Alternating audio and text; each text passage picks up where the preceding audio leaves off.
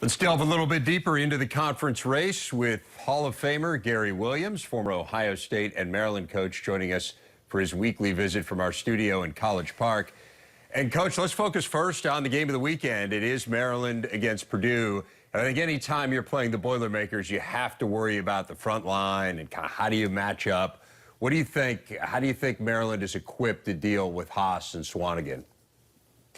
Well, Dave, I think the key thing is for Maryland is to decide what got them to this place with their record, where they're tied for first place in the Big Ten. Do you change the way you've been playing?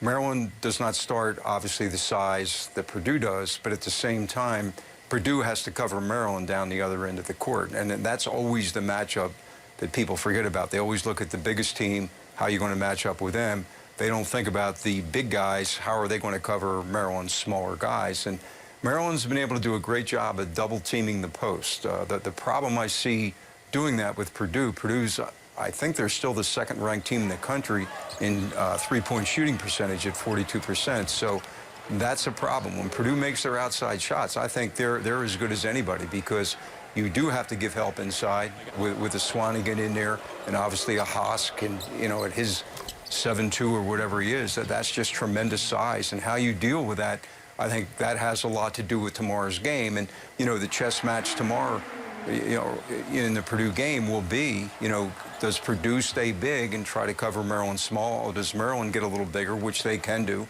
with Tchaikovsky coming off the bench and people like that, and go bigger and take away from the way they've been playing. So it'll be interesting.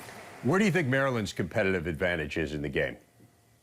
Well, they want to play quick. There's no doubt about it. And I don't mean fast breaking all the time or anything like that, but with their two guards, with Cowan and Melo Trimble, their ability to use the screen and roll, to dribble, penetrate, forces the defense to make moves. And the other thing with that, Purdue has to be very careful with foul problems from their inside guys, because they do have the ability to block shots. But if Swanigan picks up a couple cheap ones trying to, prevent Melo from getting to the basket or whatever, then that's going to really be a problem for Purdue. So Maryland is really going to try to use their dribble penetration, which they're as good as anybody with that. They're a tremendous dribble penetrating team. And they've really shown guys like Jackson, Hooter, can make threes on spotting up on the three-point line. So Purdue's got to be very careful where they bring the help from in order to stop Maryland's dribble penetration. Why do you think Maryland has so exceeded expectations this year? In other words, kind of where have they been better than people anticipated they might be?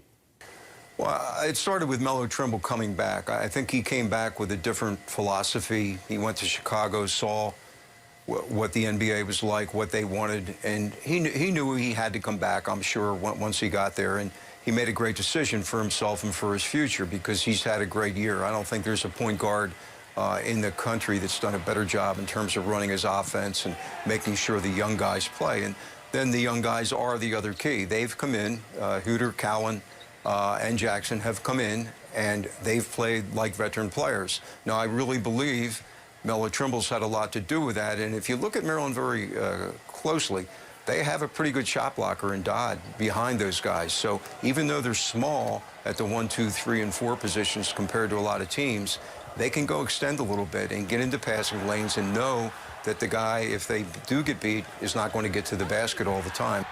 We're at a point in the season now where everyone in the conference has played at least half of their conference games. Some have played one more.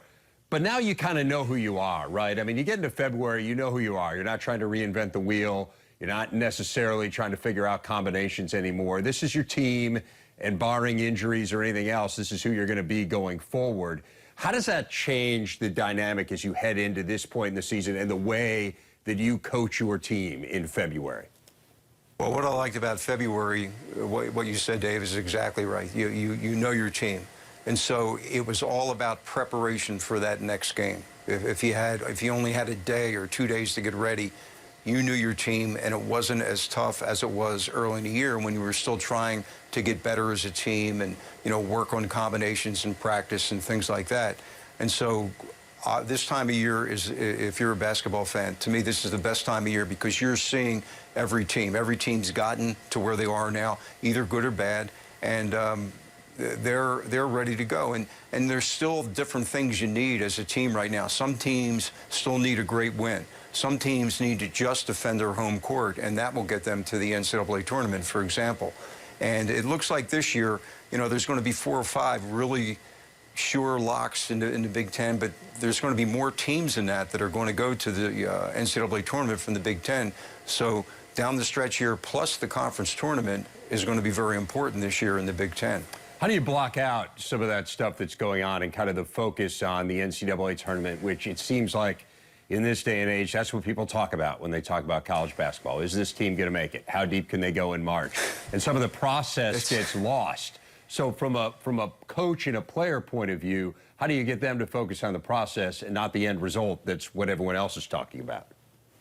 It's really a shame because there's so many great in-season games between conference teams that those games are better than most of the NCAA tournament games to a true basketball fan, but they don't get the attention nowadays. It's everything is, okay, if I win this game, what's that do to my power rating? You know, all those things come into play, and instead of just enjoying the moment. And I think coaches that can do that, to keep their players in the moment. Whoever you play the next game, that's your whole season. You don't worry about anything else because that game can take you out of things anyway if you're not ready to play. And the real good teams, the really veteran coaches, you see them able to keep their teams focused. And I think that's the key thing this time of year. And it'll be interesting with the young teams, like a Maryland, who's been so successful this year. Can the young guys keep the course where they've been so far this year without changing? And I think that's a key for several teams around the country. Gary Williams, Hall of Famer, joining us from our studio on the Maryland campus. Thanks a lot, Coach, and we look forward to seeing you in Washington, D.C. in March. Yeah, that'd be great. I'll be hosting everyone when they come in. So. All right. We will be there. Thanks, Coach. Okay, Dave.